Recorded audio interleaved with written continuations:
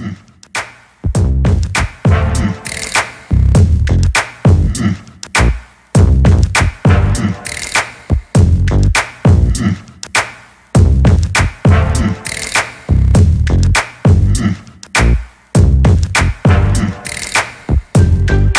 to another edition of Handicap on Black in America. I'm your host, Ramon Rome. It's being brought to you by Judicial Freedom Riders. You can find us on the web at www.jfrinc.org. Please like, share, and subscribe to this video, to this channel. John Singletary and Ramon Rome, we want to bring you the truth and nothing but the truth. The title of this video is Students Throwing Skittles Can Land You in Jail. That's right, Skittles. You know the rainbow of colors? It can land you throwing rainbow of colors. Candy, in essence, could land you in jail. And candy thrown by hand, not shot through a shotgun or a pistol or with any type of terminal velocity. We're just talking about candy. You know, kids don't playing around in games. Well, let me give you the story. Advocate group files complaint with Justice Department alleging excessive arrests are robbing Louisiana students of their future. The fact is, look, the school-to-prison system, it's in full effect. Let me say that again. The school-to-prison system is in full effect. Right, they're taking these young. Now the young boy. Let me read this to you. This case here is a 15-year-old boy tossed Skittles at other students on the school bus. It was a silly decision that should have earned him a stern talking to by his parents or some adult. A disciplinary action they carried about by the school. Instead, he was arrested the next day in the middle of a social studies test in front of a classroom full of students. He was allegedly placed in handcuffs and his arms twisted. He was charged, get me now, charged with simple battery for throwing Skittles. The student was then forced to spend nearly an entire week at Rivarde Juvenile Detention Center for Skittles, where many of the days he missed were counted as unexcused. And by the way, in grade school, that's where he's at, grade school, an unexcused absence means educators are not required to allow the student to make up missed assignments or retake tests. The student's punishment turned out to be even greater than 6 days in the detention center. The boy was pushed behind academically and was forced to play a crucial and nearly impossible game of catch-up with his grades.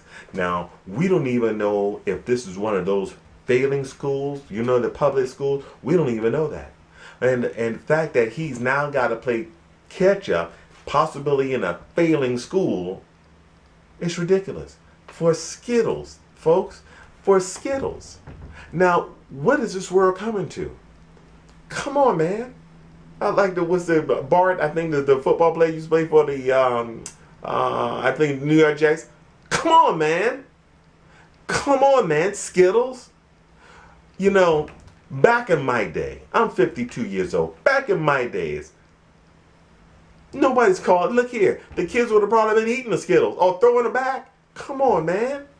We're talking about, like, you know, what about when we used to do the paper wads and spitballs? Come on, that's what we used to do. We play around. You mean to tell me now? And here's what happened. What happens? I like what this article says that I got it from the Root. I believe it's from the Root. It said instead of truly learning from the mistakes, the students are tossed into America's unforgiving justice system at an early age. And while wayward behavior shouldn't be excused, there seems to be a major disconnect when childish action results in black students spending time behind bars instead of learning in the classroom. Black community and law enforcement remains intact. At a young age, students are being pelted with the idea that police don't have their best interests at heart and consequently form negative association with law enforcement. We're looking at kids fighting police, killing police. We're looking at that we hate the police. You know, Ice-T did the whole, F the police, all that stuff there. You think about it. Why? If your first encounter with a law enforcement officer is me being arrested for Skittles, what perception I'm gonna have from here on out? Come on, really? How am I gonna be looking at this? Now here's some startling statistics. Despite making up nearly half the student bodies, blacks, black students account for more than 75% of the district's in-school arrests and Guardian reports. By the time 2013 came around, the problem had only gotten worse, even though it had already issued a complaint in 2012. This time, black students accounted for 80% of all student arrests in the district. Something's wrong. And we know what it is. Look here, our justice system, it's corrupt, it's racist, it's biased, whatever you want to call it. We got a problem with the justice system. And now we're bringing these kids into it because you know what? Every time a child is incarcerated, somebody's getting paid. That's right, somebody's getting paid. Somebody's making money at this.